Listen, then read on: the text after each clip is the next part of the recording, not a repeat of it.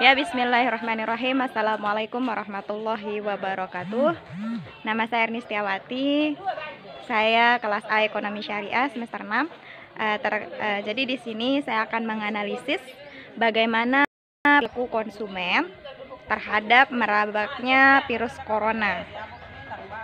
Jadi di sini saya akan menganalisis terkait bagaimana perilaku konsumen terhadap merebaknya virus corona atau COVID-19.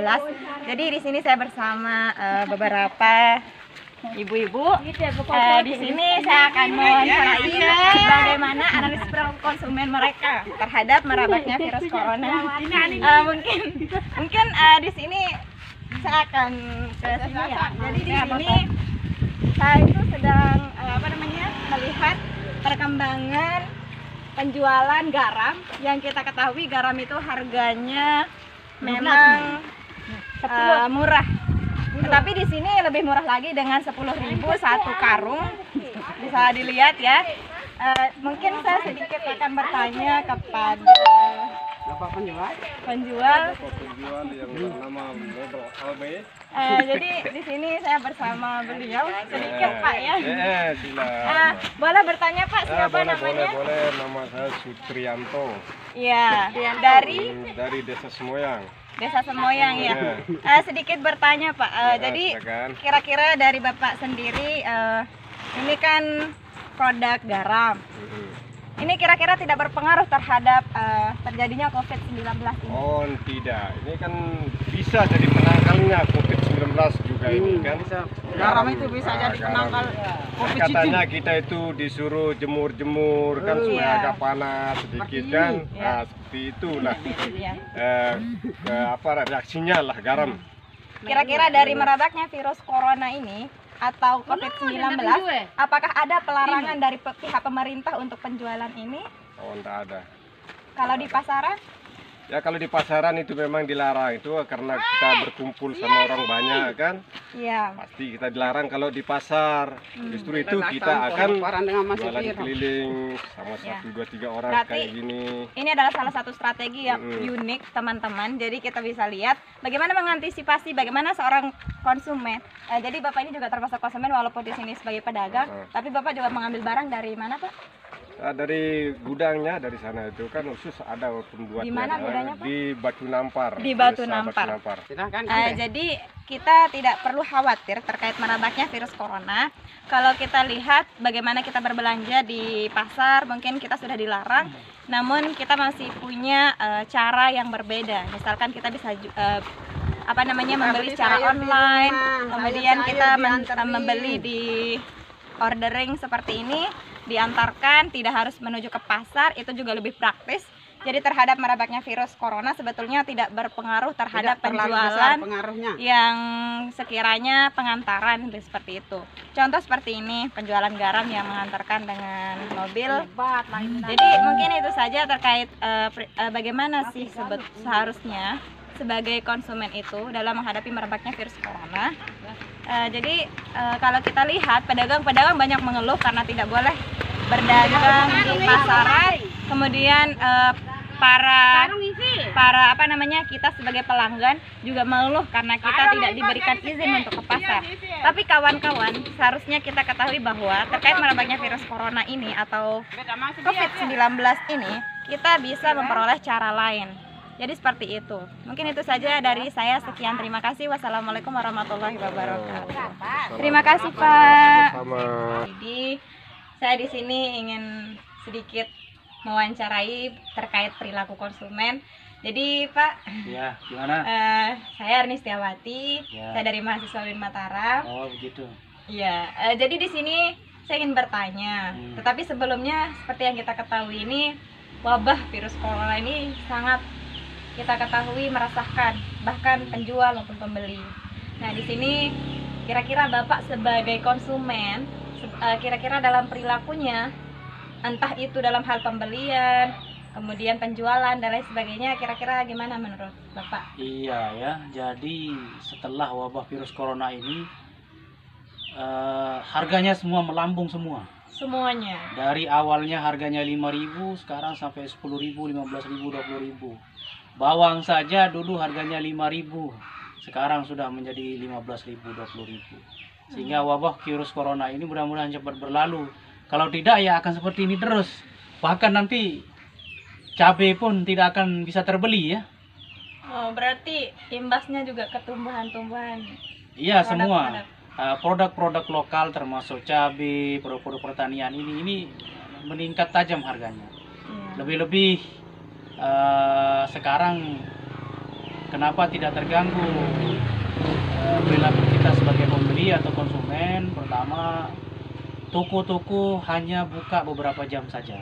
Kalau mereka buka tidak lebih dari sekian jam, maka mereka dituntut untuk segera menutupnya. Sehingga mau tidak mau kita harus membeli dengan cara yang cepat dengan harga yang cukup fantastis gitu.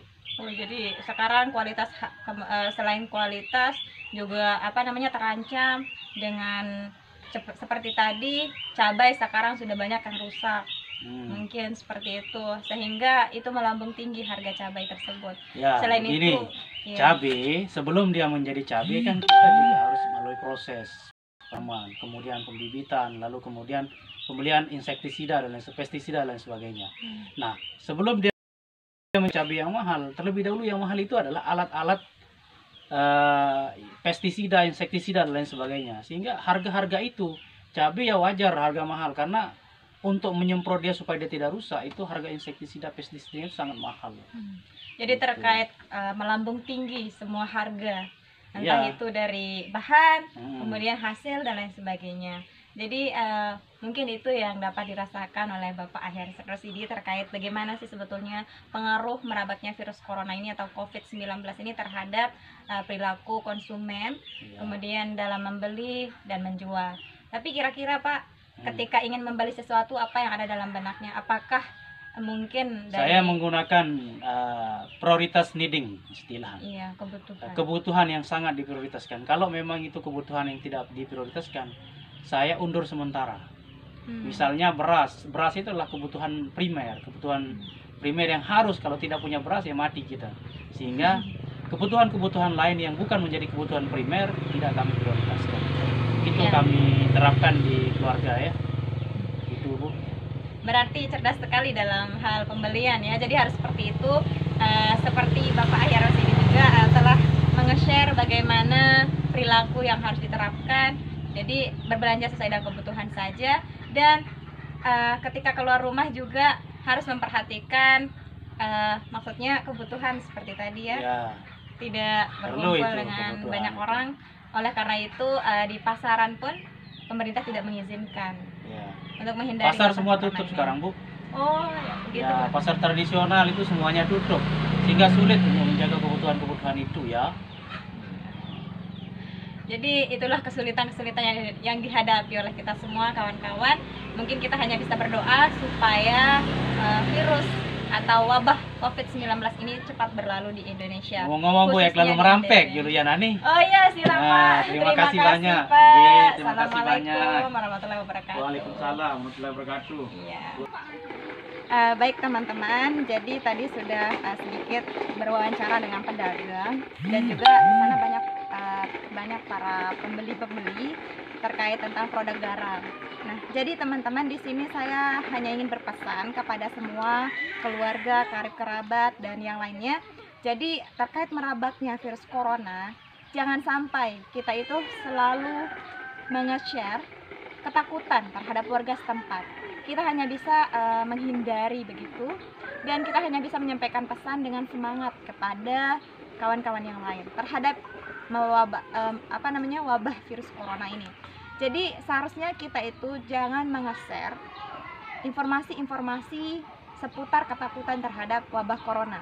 Akan tetapi kita menyampaikan pesan, sebaiknya untuk mengantisipasi semua ini kita harus punya harapan. Apa harapan tersebut?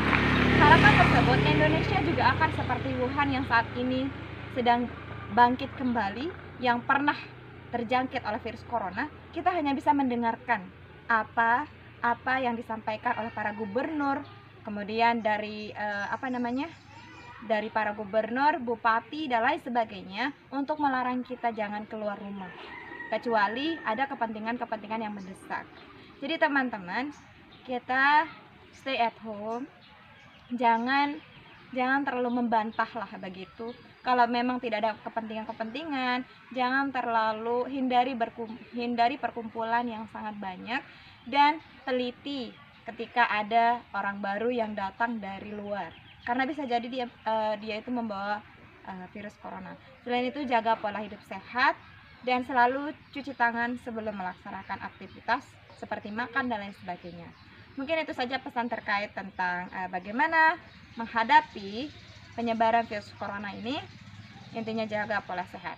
Sekian dari saya, Ernistiawati. Wabillahi taufiq wal hidayah. Wassalamualaikum warahmatullahi wabarakatuh.